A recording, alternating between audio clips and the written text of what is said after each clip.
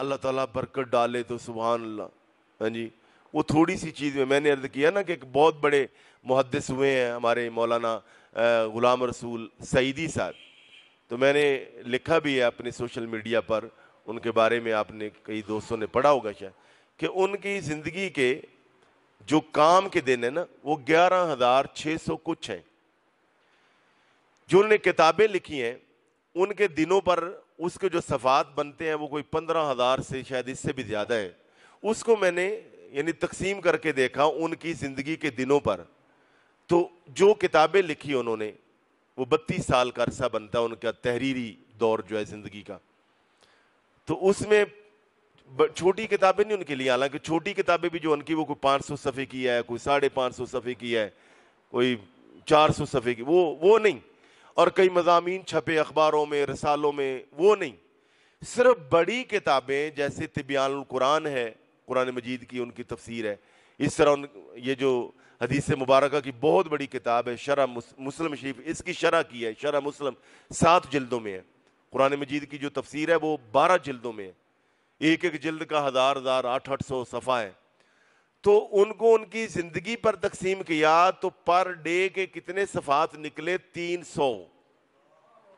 کہ علامہ غلام رسول سعیدی نے 300 صفحات لکھے عمر کے کس حصے میں, اور جب ان کو بی پی بھی تھا, شوگر بھی تھا, بلڈ پریشر بھی تھا, اور جناب ان کو وہ یورک ایسڈ بھی تھا. اور مزے کی بات یہ ہے کہ پتہ نہیں وہ 3 یا 3.5 کی وہ ان کو اینک بھی لگی ہوئی تھی. اس وقت کی بات ہے کہ جب وہ 2 گھنٹے مسلسل کام کرتے تھے تو ہر 2 گھنٹے کے بعد 15-20 منٹ انہیں آرام کرنا پڑتا تھا. اس عمر میں جا کر انہوں نے یہ کام کیا. تو پر ڈے کے حساب سے جب صفحے نکلے تو کتنے, 300.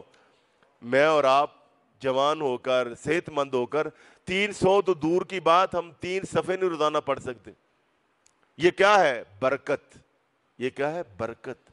اللہ تعالیٰ سے اللہ کی برکت مانگی ہے, برکت مانگی, برکت مانگی. مثلا ہم اللہ تعالیٰ سے مانگتے یا اللہ مہربانی فرما مجھے اتنے 1000 روپیہ دے دے یا اتنے لاکھ دے دے.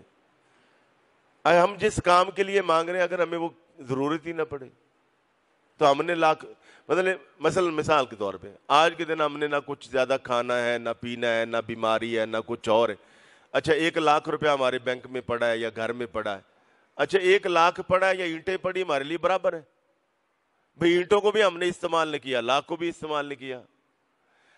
ہاں بیماری آ گئی, مشکل آ گئی, پریشانی آ گئی, اللہ پاک نے مہربانی فرما دی, تھوڑی سی دوائی, چھوٹی سی دوائی, چھوٹے سے اللہ نے صحت دے دی, ہم نے کیا کرنا لاکھوں روپیہ.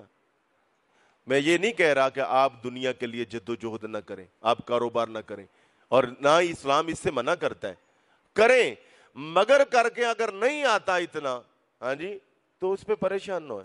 مالی دا کم پانی لانا تے پر مشکاں پاوے, ہاں جی, ہاں جی, مالک دا کم پھل پھول لانا لاوے یا نہ لاوے. ہاں جی, ہمارا مگر ہمارا مالک تو وہ ہے جو کہتا ہے تو تھوڑی محنت کر تو صحیح, پانی ڈال تو صحیح, میں پھل پھول لاؤں. لیس للانسان الا ما سعی, انسان جو کوشش کر, لا نضیع اجر المحسنین, ہم نیکی کرنے والے, عمل کرنے والوں کے اجر کو ضائع نہیں ہونے دیتے. اللہ کسی کا اجر ضائع نہیں کرتا.